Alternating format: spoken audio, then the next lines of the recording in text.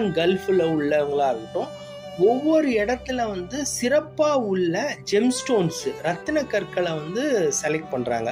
அதாவது red sandstone இருந்ததுன்னா அதுக்கு பின்னாடி என்ன கல் இருந்தால் அந்த ப்ரெஷியஸ் ஸ்டோன் வந்து எடுத்து கொடுக்கும், அல்லது மார்பிளில் எது ப்ரெஷியஸ் செமி ப்ரெஷியஸ் ஸ்டோன் எடுத்து கொடுக்கும்ன்றதை பொறுத்து ஒவ்வொன்றா செலக்ட் பண்ணுறாங்க. உதாரணத்துக்கு இப்போ இந்தியா அப்படின்னு பார்த்தீங்க அப்படின்னா ரூபீஸாக இருக்கட்டும், சஃபையர்ஸ் வெரைட்டிஸாக இருக்கட்டும், அப்புறம் இந்த கேட் ஸ்டோன்ஸு மூன் ஸ்டோன்ஸாக இருக்கட்டும், கேட்ஸை மூன் ஸ்டோனாக இருக்கட்டும், அதே மாதிரி ஸ்ரீலங்காவில் வெவ்வேறு கலரில் உள்ள சஃபையர்ஸு அண்டு ரூபீஸு, இந்த ஆஸ்திரேலியாவில் உள்ள ஓப்பல்ஸ், கல்ஃப் கண்ட்ரீஸில் அரேபியா, மெசபடோமியா, பெர்ஷியாவில் உள்ள ஈரானியன் பேக்ட்ராப்பில் உள்ள ஃபிரோசாஸ்ன்றது வந்து டர்காய்ஸ், இந்த மாதிரி பல செமி ப்ரெஷியஸ் ஸ்டோன்ஸை வச்சு வடிவமைக்கிறாங்க.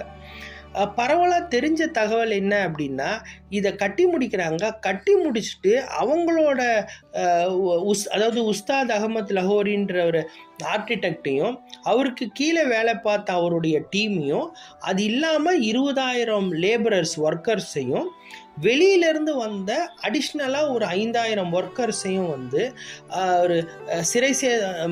ஒரு சிறையில் அடைச்சிட்டாரு, அவங்கள கொலை பண்ணிட்டாரு, அவங்களோட கட்டை விரலை வெட்டிட்டாங்கன்ற சொல்லி பல்வேறு செவிவழி செய்தி இருக்கும். பட் அங்கே உள்ளவங்க என்ன சொல்கிறாங்க அப்படின்னா, அங்கே உள்ள சுற்றிலையும் பல மீனா பஜார்ஸ்ன்ட்டு இருக்குது. மீனா அப்படின்னா கல் ஜிமிக்கி உள்ள ஒர்க்கர். அவங்களோட என்ன சொல்கிறாங்க அப்படின்னா, இந்த ஒர்க்கர்ஸ் எல்லாத்தையுமே வந்து அவங்க திருப்பி அவங்களோட இடத்துக்கு, அதாவது உலகத்துலேருந்து பல்வேறு ஆர்டிஷன்ஸை வர வைக்கிறாங்க. அவங்களோட அந்த ஒர்க்கர்ஸை வந்து திருப்பி போக அனுமதிக்காமல் அவங்களுக்குன்னு ஒரு ஏரியாவை ஏற்படுத்துகிறாரு. அவங்களுடைய வாழ்வாதாரத்துக்காக இங்கேயே வந்து பல